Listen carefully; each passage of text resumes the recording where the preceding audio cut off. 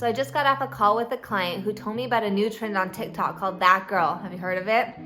So I have so many thoughts and opinions about this concept and this topic of being that girl, the girl who indulges in self-care and takes care of herself first, as opposed to being a people pleaser, right? But what comes up for me is she really indulging in what's true to herself, or is she being another form of a people pleaser in terms of what is accepted on social media and what people are going to honor and raise up like, yeah, you go girl, right?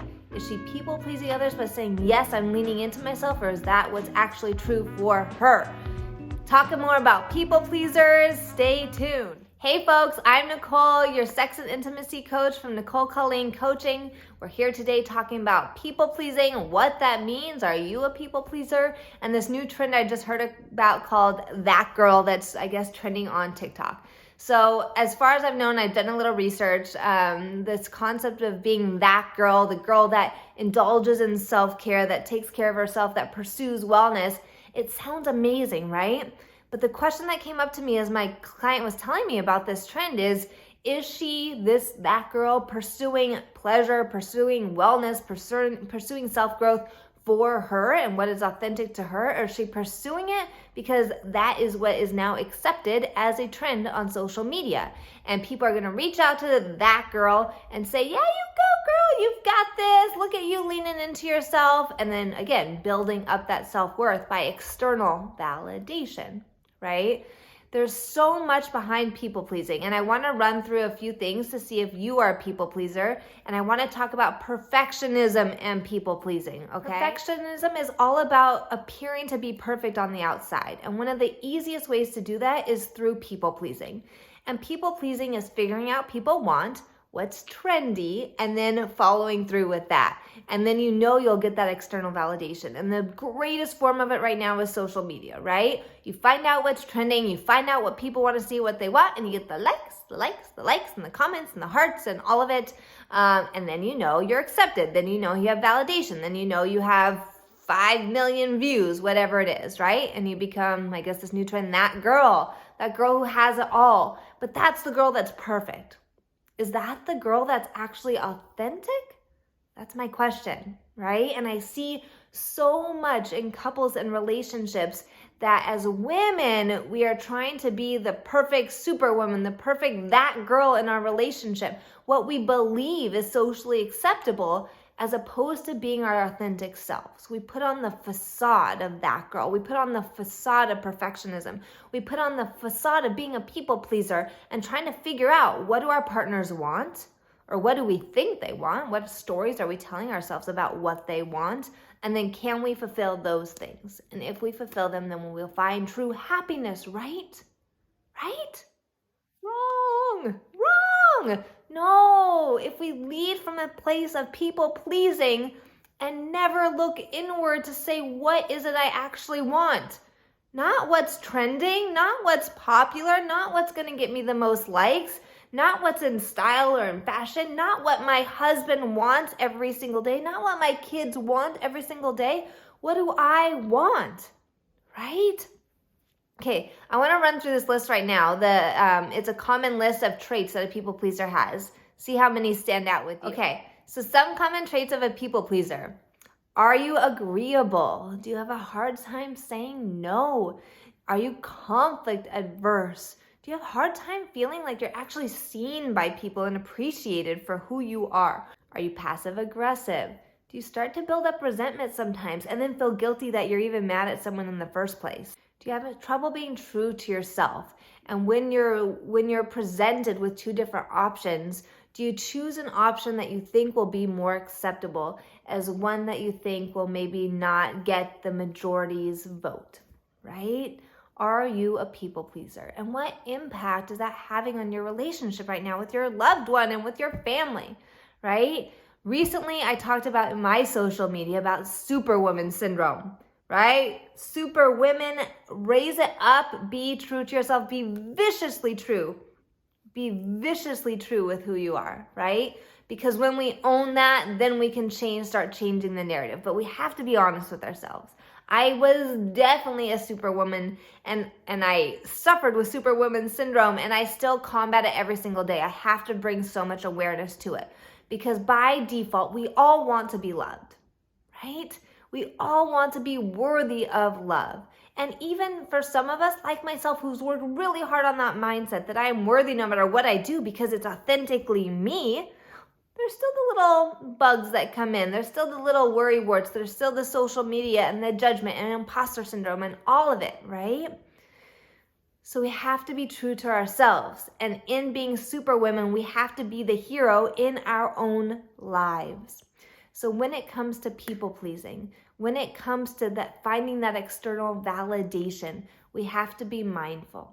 We have to be mindful of the balance, and we have to be mindful of the intention of our hearts and how we are leading, right? With our partners especially, because this is about sex and intimacy, right? So with our partners, are we leading from this place? Are we giving? Are we communicating? Are we creating an emotional and physical environment for our partners because we know that's what will please them? Or do we know that's what will generate more connection in the relationship? Because there's a big difference. There's so many topics that come up, so much resentment that comes up, and one of the big things that comes up is the discrepancy in desire, right? I have so many women say, no, I don't. Oh, I don't want to have sex. It's not on my priority list. It's on my chore list, and it's on the bottom of my chore list, right? And it's there, and it taunts me, and I feel guilty, but I also feel resentful because I don't feel seen by my partner. I give.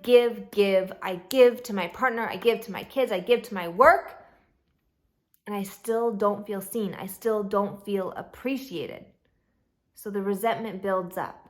But I know I should want to have sex with my partner. I know that is what is socially acceptable, that girl, right? I know that's what's supposed to happen. And I do want to be a person who fulfills all those boxes of perfectionism. I want my friends to look at me and say, oh yeah, that girl, she has a great relationship with her husband. She tells me they have sex 3 times a week. 5 times a week, they're getting it on, it's juicy, her husband's happy, look, they host people, their kids are so well put together. Who doesn't want to be that, right? But when it comes from a place of pushing yourself over and over and putting that pressure on yourself, there is no doubt that resentment is going to build up because you are not seen, and I can guarantee you're not communicating with your partner about what your needs are because you're not considering your needs. Right? You're not considering your needs to be valid. You're not considering them to have purpose and meaning to you. You're just putting your husband's needs in front of your own, right? And then the resentment builds up, and it's not his fault. It's not his fault because we're not voicing our opinion, right? We're not voicing and bringing priority to what our needs are. I was there. When my husband and I first got together, we were the couple everybody, I guess, maybe envy to an extent, but also made fun of, right? We were living in the dorms at college when we first met, and my husband was on the top floor. And I remember one of the college students on the bottom floor saying, hey, you guys are like banging like rabbits up there, right? And I'm like, oh yeah, like I've got it on, like never had sex before, but now that I'm sexually active, like I'm this amazing girlfriend. I have sex with my boyfriend all the time. I make him so happy. Yay, me. And now someone's called that out and I'm validated and he hears it even better, right? But can I tell you something? There was nothing in me that was making those decisions for me and my pleasure. It was to people please. It was to please him. I knew it's what he wanted, or I thought it was what he wanted. What I didn't realize at the time was he wasn't just looking for someone to bang it out with. He was looking also for someone to have a connection with. I didn't realize that because that's not the message that we're given in social media. That's not the messages we see in the sex scenes on TV or in porn or in erotica. Right? We don't see, oh yes, our partners actually want connection. They actually are more pleased and are more fulfilled and are more aroused when we as their partners feel pleasure, authentic pleasure, not faking it pleasure. Right? I did not know that. but I was really good at people pleasing, I thought. And I was really good at fulfilling this ideal of perfectionism.